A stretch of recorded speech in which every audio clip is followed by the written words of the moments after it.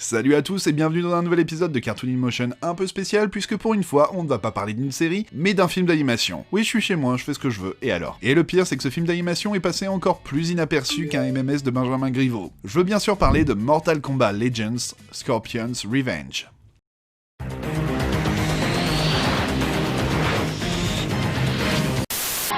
Voici l'heure des Animaniacs.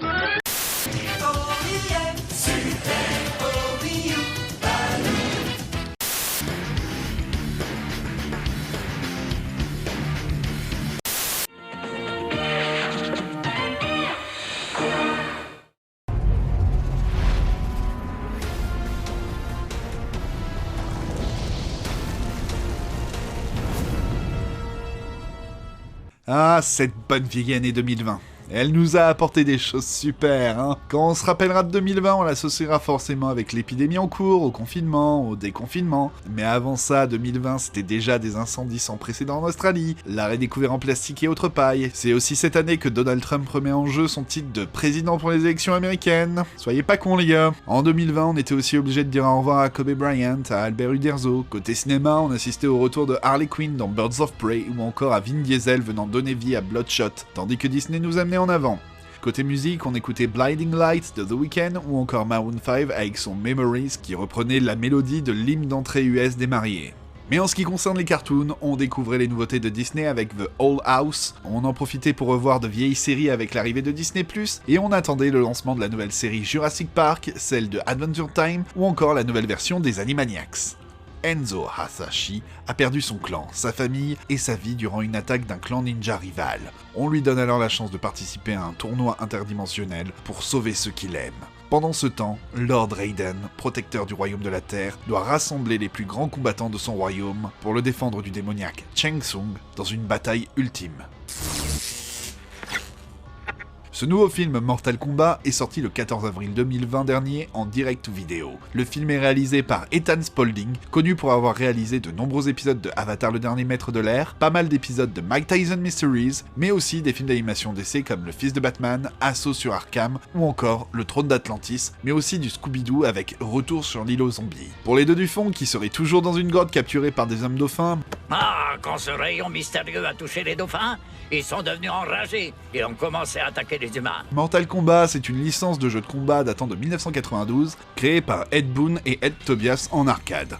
On est en pleine explosion du genre combat avec des titres comme Street Fighter 2, quand les deux compères ont l'idée de faire leur propre jeu en filmant les mouvements d'acteurs pour avoir quelque chose de plus réaliste et en jouant sur l'aspect gore, à tel point qu'on devrait créer un système de recommandation pour prévenir de sa violence, oui, ce qui deviendra le PEGI chez nous. Mortal Kombat devient vite l'une des franchises de jeux vidéo les plus profitables du marché et continue de nos jours avec Mortal Kombat 11. Bon, entre-temps, les jeux sont passés de chez Midway à chez Warner grâce à la magie des rachats. À côté des jeux vidéo, le monde de Mortal Kombat a continué, que ce soit en comics, en film live action, comme avec celui de 1995, c'est nul. ou encore en série d'animation avec Mortal Kombat Les Gardiens du Royaume, C'est pas bien. la série live Mortal Kombat Conquest, Personne n'aime ici, ok. ou la web-série Mortal Kombat Legacy.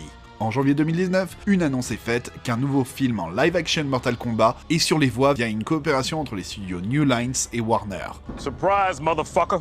Un reboot prévu pour 2021.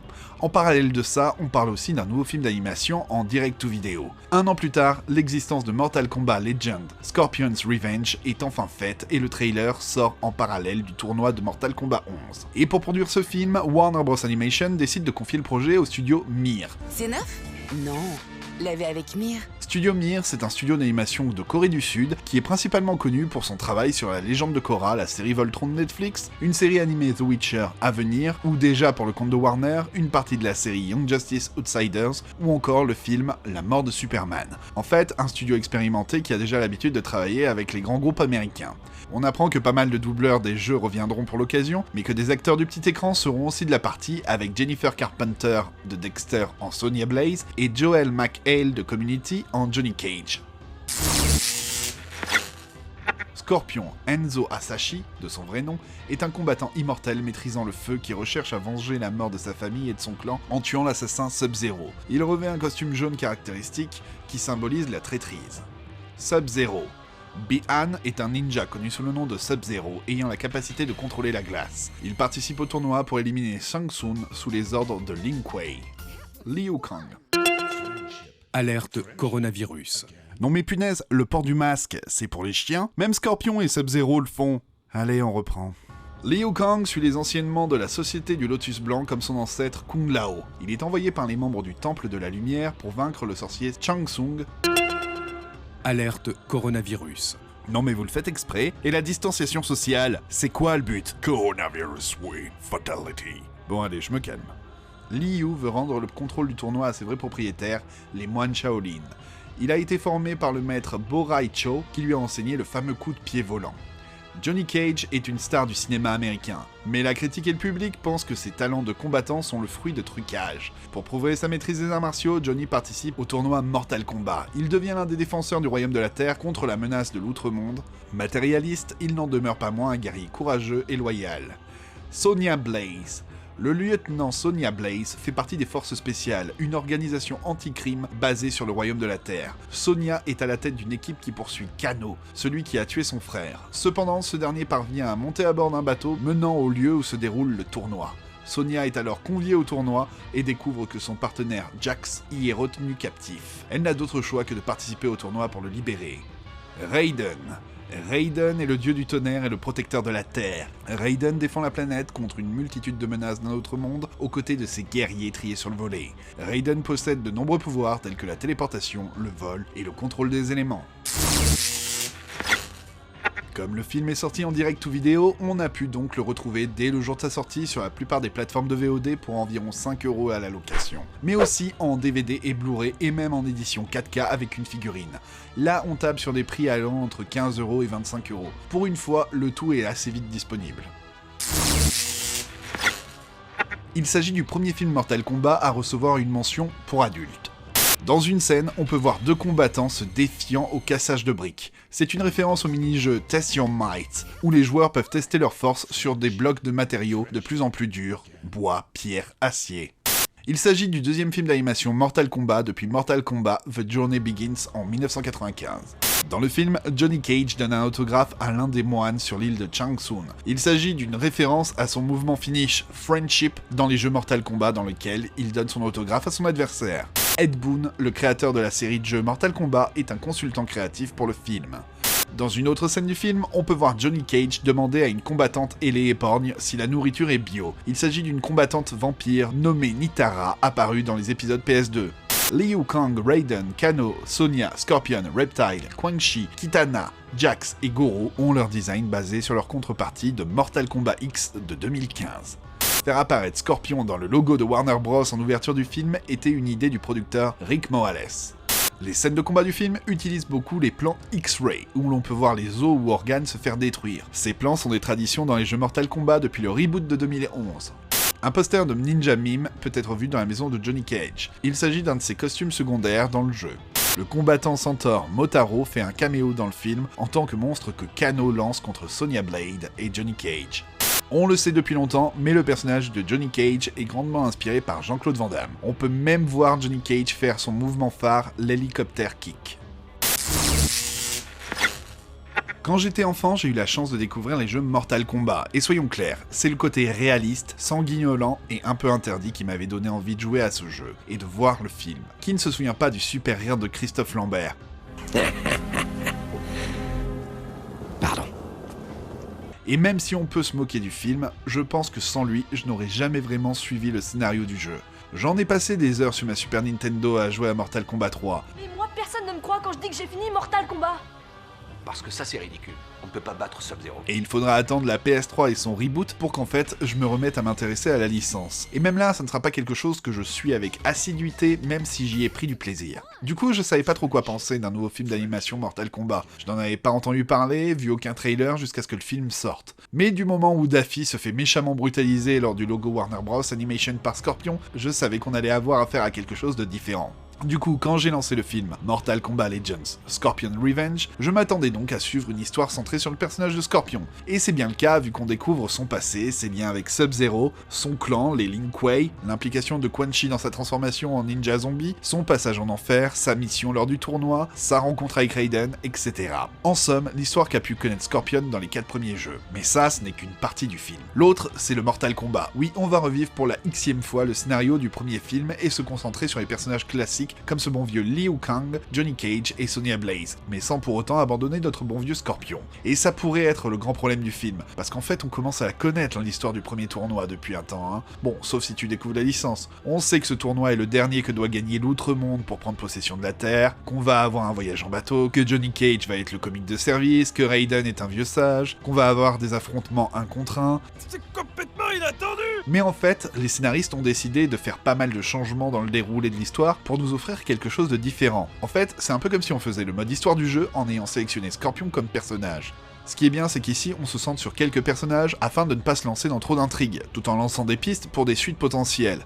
Ça ne vient pas endommager le rythme et rend le tout simple à suivre. Le contre-coup, c'est qu'il y a des personnages qui apparaissent qui semblent complètement sous-traités, comme la pauvre Kitana, ou encore la relation entre Kano et Sonya qui semble n'avoir aucune motivation, Liu Kang qui est pas mal laissé dans l'ombre, Shang Tsung qui est très peu utilisé. On a le droit d'ailleurs à un rythme assez lent au début, où l'on joue bien sur les aspects très sérieux sur les émotions du personnage, que ça soit sa peur, sa tristesse ou la rage. Puis, quand on arrive à la partie du tournoi, le rythme s'accélère grandement, et le ton change aussi pour devenir un petit peu plus comique et défouloir comme ça pouvait l'être dans les jeux vidéo, surtout quand Johnny et Sonya sont ensemble. Plus l'histoire avance, plus on peut se rendre compte que la violence est aussi psychologique. Scorpion est traité comme un pion au sein d'un combat qui implique des forces bien plus importantes, mais un pion qui pourrait bien réussir à retrouver sa liberté. Après, on est dans un film Mortal Kombat, hein. Le scénario reste très simpliste et est plus prétexte à une débauche d'action, mais on ne demandait pas autre chose. En parlant de Mortal Kombat, est-ce que c'est une bonne adaptation? J'aurais tendance à dire que c'est la meilleure qui ait été faite jusque-là. En voyant le film, on voit qu'Ethan Spalding est un fan de la licence. Déjà, ça se voit rien qu'avec le principe même d'avoir un tournoi, de sauver le monde, d'utiliser des hectolitres de sang, d'en faire un film pour adultes, alors que ça restreint l'audience du film, de mettre en scène des membres arrachés, d'utiliser le mode X-Ray et ses os brisés. L'idée était vraiment de rester fidèle à l'esprit du jeu, être gore, mais sans oublier d'être divertissant et fun.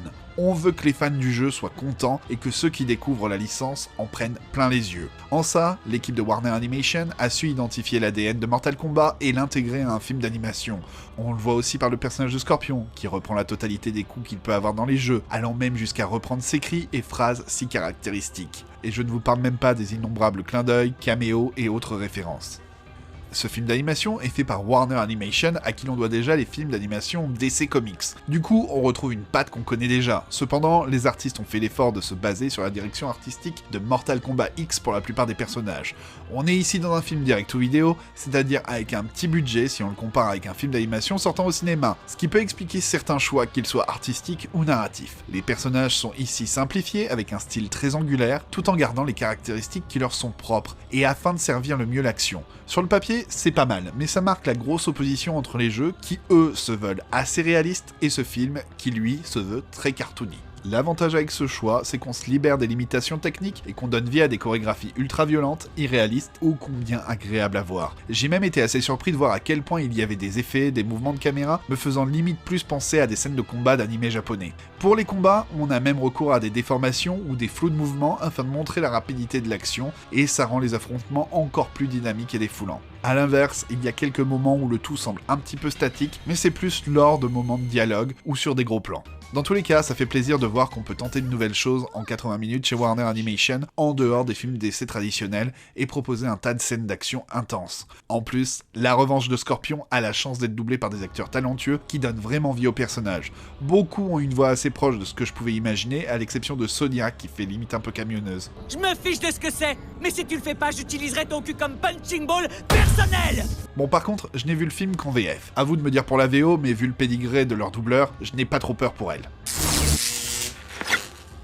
En conclusion, Mortal Kombat Legends Scorpion Revenge, c'est la surprise du confinement auquel je ne m'attendais pas du tout. Sans réinventer Mortal Kombat ou les films de baston, celui-ci arrive à faire passer un bon moment, à offrir la meilleure adaptation du jeu vidéo ainsi qu'une version différente de son histoire. C'est aussi l'occasion pour Warner Animation de sortir de ses éternels films d'essai et comics et de proposer quelque chose de différent. Et ça, c'est toujours bon pour les spectateurs. En plus, le film fait un gros appel du pied à une suite. Du coup, n'hésitez pas à voir ce film, évidemment si vous êtes majeur, et à revenir me donner votre avis. On se donne rendez-vous pour un Cartoon in Motion un petit peu plus classique dans quelques temps, et d'ici là, regardez de bons cartoons. Pour m'aider avec l'émission, rien de vaut de partager l'émission, de la liker, d'échanger un petit peu avec moi, voire même d'aller faire un tour sur Utip, et on se dit à bientôt. See ya!